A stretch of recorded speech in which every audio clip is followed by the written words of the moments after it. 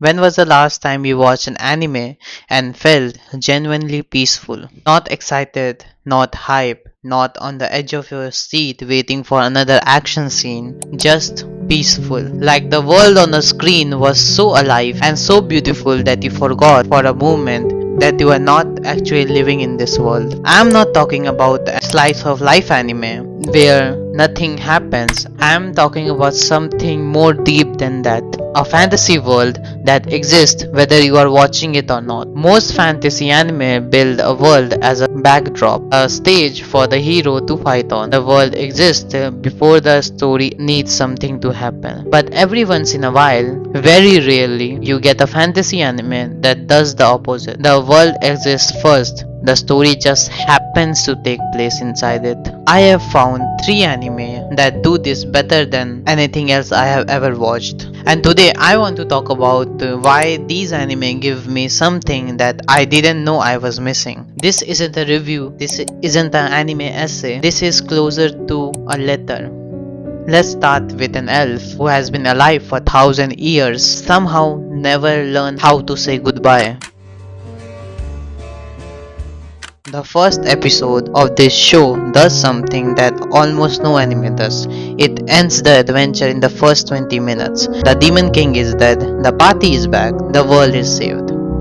Credits should roll, story over. Except the story isn't over because for Frieren nothing is ever really over. Frieren is an elf. She has lived for over 1,000 years, and the thing about living for 1,000 years is that 50 years, the amount of time it takes for a human life to completely change, for children to become adults, for adults to grow old. 50 years to Frieren is nothing. It passes like a season, and that's where this story breaks your heart for the first time. She come back 50 years later to watch the fireworks, and Himmel is old, and then Himmel dies, and Frieren cries. But here's the thing that destroyed me about this scene. She doesn't cry because she loved him. She cried because she realized she never tried to know him. She had 50 years, she had 100 years before that, she had 1,000 years of time, and she spent almost none of it actually paying attention. Think about it for a second. We all do this, not across century, but in a small way. We do exactly this. We assume the people we love will always be there. We assume there is always more time. We half pay attention. We think we will talk to them later. We think we will listen next time. Frieren is an elf. She has 1,000 years of time, and it still wasn't enough because she never made the time intentional. The rest of the show is Frieren doing the only thing she can. Going back, retracing the journey, visiting every town the party once passed through, collecting small memories she didn't bother to collect the first time. And this is where the world of Frieren becomes something extraordinary. The world has been alive for 1,000 years. You can feel it in every frame. Every ruin has a history. Every small town has a story. Every spell Frieren collects, even the ones that do nothing useful, like a spell that makes a field of flower bloom, has someone behind it who spent their entire life creating it. Frieren collects these useless spells because they are the proof that someone lived. And that's the thing about Frieren's world. It doesn't need a hero. It was here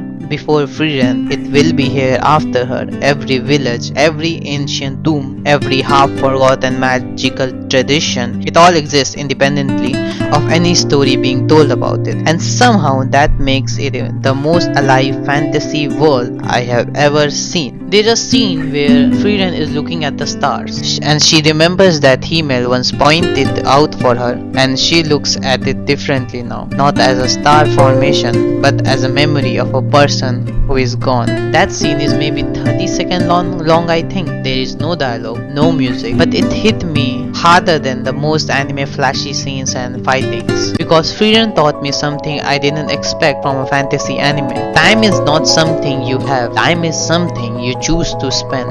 And the world of Frieren, beautiful, ancient, alive in every corner, is the most honest reminder I have ever seen of how much we let pass without noticing.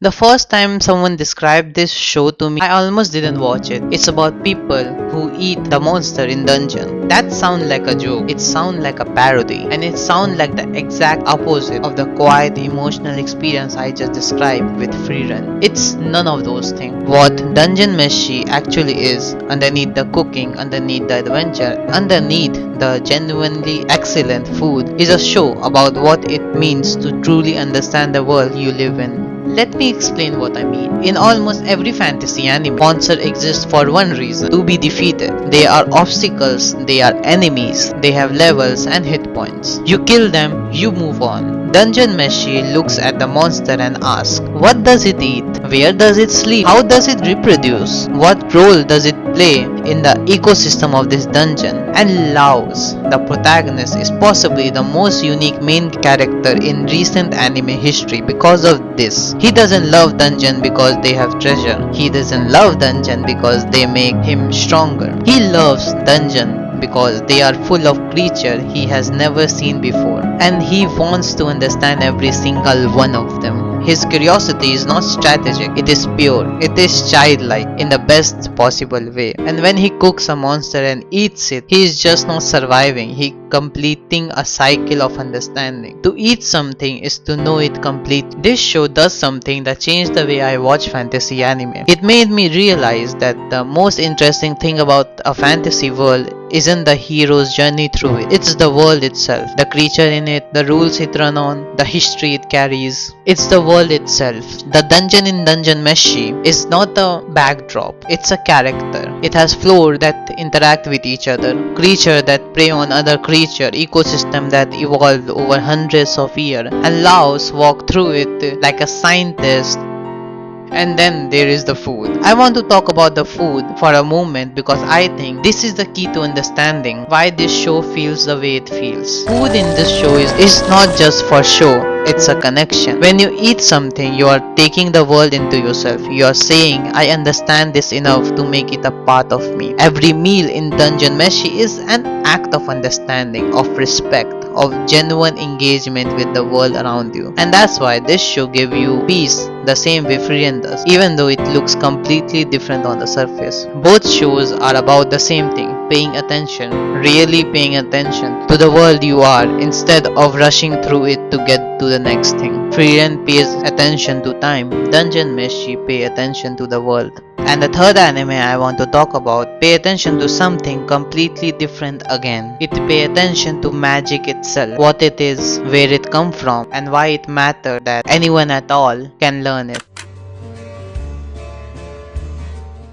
Of the three anime in this video, this one is the least talked about, and I genuinely don't understand why. Cause Witch Hat Atelier does something that the other two don't. It makes magic feel like a language, not a superpower, not a gift you are born with, not a destiny, a language, a system of knowledge that exists in the world, that has rules, that has history, and that anyone willing to learn can access. In this world, magic is not something you have inside you. Magic is something you draw. Witches draw symbols called sigils, precise, careful, specific marks, and those marks interact with the rules of the world to create magical effects. The magic doesn't come from the witch. The magic comes from understanding the rules well enough to speak the world's own language back to it. And that single idea changes everything about how this world works and feels. Think about what it means. Magic in most fantasy is about power.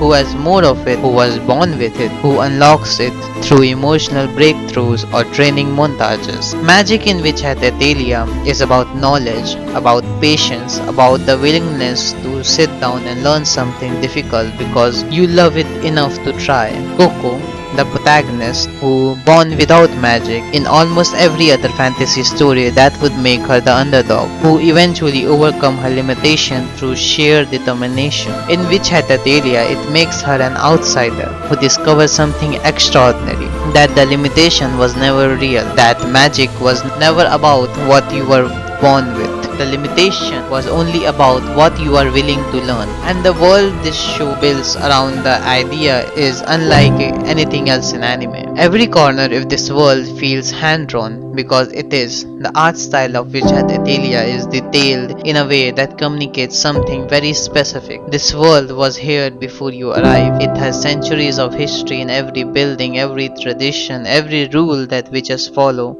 The world of Witched Athalia feels ancient in the best possible way, like walking into a library that has been collecting books for 1,000 years. You know that no matter how long you stay, you will never read everything. And somehow that makes it more beautiful rather than overwhelming. There is a moment when Coco draws her first successful spell. Her face is the face of someone who just discovered that the world is bigger than they thought. Not bigger in the frightening way, bigger in a way that makes you want to explore every corner of it. That face is exactly how I feel watching this show. It's exactly how I felt watching Frieren and Dungeon Meshi. Like the world on the screen is so full and so alive and so carefully built that I want to live inside it, not visit, live. Three anime, three completely different worlds, three completely different stories, but the same feeling every single time. I have been thinking about why these three shows make you feel the same way and why they give me something that most anime, even great anime, doesn't. And I think it comes down to this. Most fantasy world exists for the hero.